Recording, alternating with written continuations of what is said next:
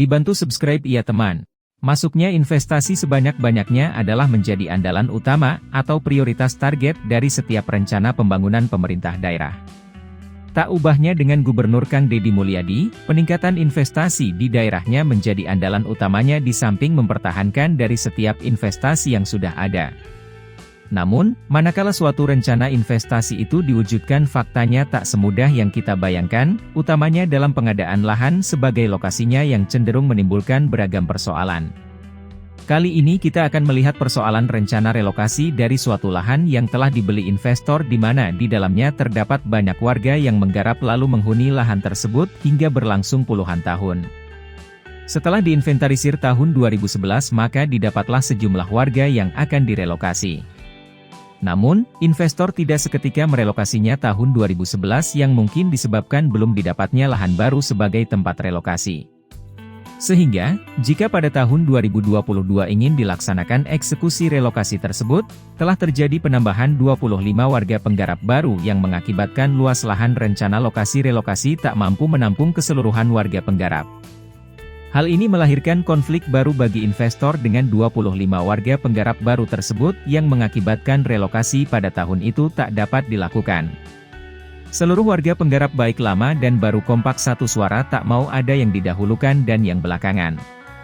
Di tengah perseteruan konflik tersebut, Kang Deddy yang menjadi gubernur baru dari Provinsi Jawa Barat tersebut datang bertindak dengan mengambil sikap bahwa rencana investasi harus terrealisasi segera dan tidak boleh ada yang menghalanginya termasuk karena alasan konflik lahan yang tidak jelas ujungnya. Tetapi, dengan kehadiran investasi itu warga yang terdampak langsung tidaklah hidupnya menjadi lebih sengsara. Apa solusi yang diambil oleh sang gubernur ini? Sebelum pembahasan lebih lanjut, mari kita lihat apa saja yang menjadi konflik dan hal-hal apa saja yang menjadi dampak sosial yang berpotensi menimbulkan situasi kehidupan warga menjadi lebih sengsara. Yaitu 1. Persoalan luas lahan yang tak dapat menampung seluruh warga penggarap. 2. Kemudahan akses lokasi baru terhadap fasos-fasum setempat. 3. Sumber air dan penerangan yang memadai. 4. Lahan yang akan diolah sebagai sumber kehidupan penggarap di luar lahan permukiman. 5. Biaya hidup setiap keluarga penggarap hingga waktu dia diperkirakan sudah memiliki penghasilan. Sekarang mari kita lihat bagaimana Kang Deddy menyelesaikan semua persoalan ini, hingga investasi tersebut dapat berjalan sebagaimana diharapkan dan warga terdampak langsung mendapatkan kehidupan yang lebih baik. Nah gini, ini areal pengganti yang akan digunakan oleh perusahaan untuk mengganti warga yang harus dipindah. Jadi caranya begini tak, ini harus di landscape dulu diatur. Kalau nggak diatur nanti berantakan. Bikin garis, berapa sih jumlah penduduk yang harus pindah ke sini, berapa rumah. Di lokasi relokasi, Kang Deddy langsung memerintahkan perusahaan agar menata lanskapnya kembali sehingga seluruh luas lahan tersedia dapat dimanfaatkan secara optimal dalam menampung seluruh warga tergusur. Terhadap 25 warga tergusur lainnya perusahaan diperintahkan agar menyediakan tambahan area relokasi di setempat yang diperkirakan seluas 2.500 m². Sebab apabila yang ditempuh dengan jalur hukum dan penyelesaian represif lainnya hal tersebut akan memakan waktu lama dan biaya yang bisa saja itu akan melampaui besaran biaya mengadakan tambahan luas area relokasi. Kemudian, terhadap pembangunan rumahnya Kang Deddy memerintahkan agar dilakukan oleh desa setempat. Kang Deddy akan membantu memfasilitasi dengan menghubungi langsung perusahaan industri hebel yang beroperasi tidak jauh dari lokasi tersebut, agar dapat memanfaatkan produk batu batako yang ditolak di pasar atau tak layak jual namun masih dapat dimanfaatkan.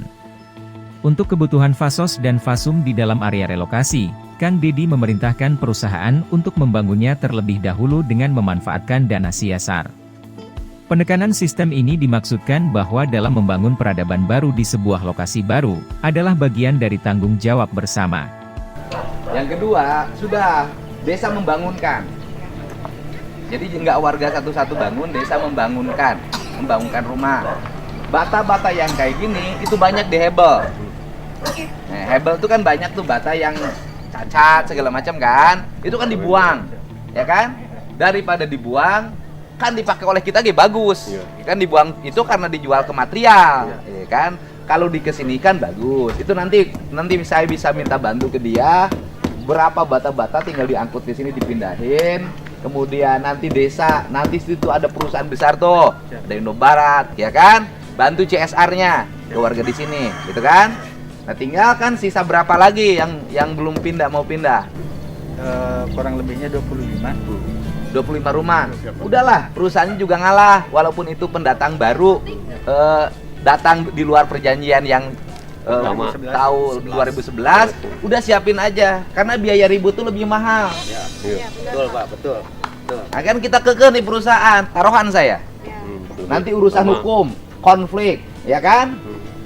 Menggunakan kekuatan represif, mahal biayanya. Mending kena dikasih aja udah, sama, kasih 100 meteran lagi. 100 meter kali berapa? 25 tuh timbang 2.500 meter. Kali harga tanah 100.000 ge, dengan seberapa tuh? 150 jutaan. Gitu loh. Gitu, udah dikasih aja. Kalau saya sih biar nggak panjang-panjang, karena perusahaan tuh makin lama makin tertunda, kos produksinya makin tinggi, makin mahal. Udah disiapin saja. Nanti kalau sudah mau disiapin tempatnya, dia siapin rumahnya nggak mau pindah, lain lagi ceritanya. Ya kan? Saya juga bisa marah. Gitu loh. Anda mendiami bukan hak Anda. Anda sudah diberi alternatif tetap tidak mau, berarti Anda melanggar hukum. Gitu loh. Ya jangan kayak sekarang Pak, yang pindah itu yang ngambil uang malah disalahin sama yang nggak ngambil. Biasa diintimidasi Ya, tuh. katanya gara-gara kamu ngambil. Itu gaya kayak kasus pasar. Kasus pasar dulu Pleret, dulu saya pernah ngalamin. Yang pindah ke pasar Citeko itu yang diintimidatif. Iya. Tetapi ketika dibalikan, diserangkan, akhirnya pindah juga. Itu cerita dulu. Iya. Setelah Kang Dedi memeriksa fisik bangunan warga tergusur, ia langsung memerintahkan Sekdaprop untuk mengarahkan pengucuran dana Rutilahu sehingga setiap rumah yang akan dihuni memenuhi layak huni. Bantuan Rutilahu adalah program perbaikan rumah tidak layak huni, Rutilahu, yang bertujuan untuk meningkatkan kualitas tempat tinggal fakir miskin melalui perbaikan, rehabilitasi rumah, dengan fokus pada atap, lantai, dinding, dan fasilitas MCK. Ini nanti saya minta perusahaan tahap pertama bangunin jalannya dulu dong. Ya, Pak. Ya kan? Ini di beton dong, dicor. Paling berapa? Tuh ayah di sini kan ada MP. Pak, kita musola, Bang, belum ada musola. Sok lah. Perusahaan bangunin. Itu apa namanya, jalan sama bikinin musola dulu. Makasih, Ya. Pak. Terus nanti di landscape, nanti bangun suruh orang cipta karya. Nanti dibangun dulu kawasannya. Jadi itu kan jalur-jalur jalan ke rumah-rumahnya sini set. Karena nanti dibantu juga oleh saya, bantu dana CSR siniin. Gitu. Jadi keren, jadi beradab. Itu tidak ribut. Iya. Seperti kemarin, Pak. waktu-waktu langsung ada depo aja, nggak konsul dulu sama warga. Nges kemarin lu kamarin nya. Kamarin teh ibu teh cerita anak kumaha yang punya tanah. Tadi ya. Enggak apa-apa, ke sini. Sok naik kenal ada oge sok. Nah, udah biarin dia kemarin udah. Udah, ibu mana rumahnya ibu? Ibu di sana yang depan rumah. Ini rumah saya yang Yang baru. baru. Oh, ini yang baru, rumah ibu yang baru.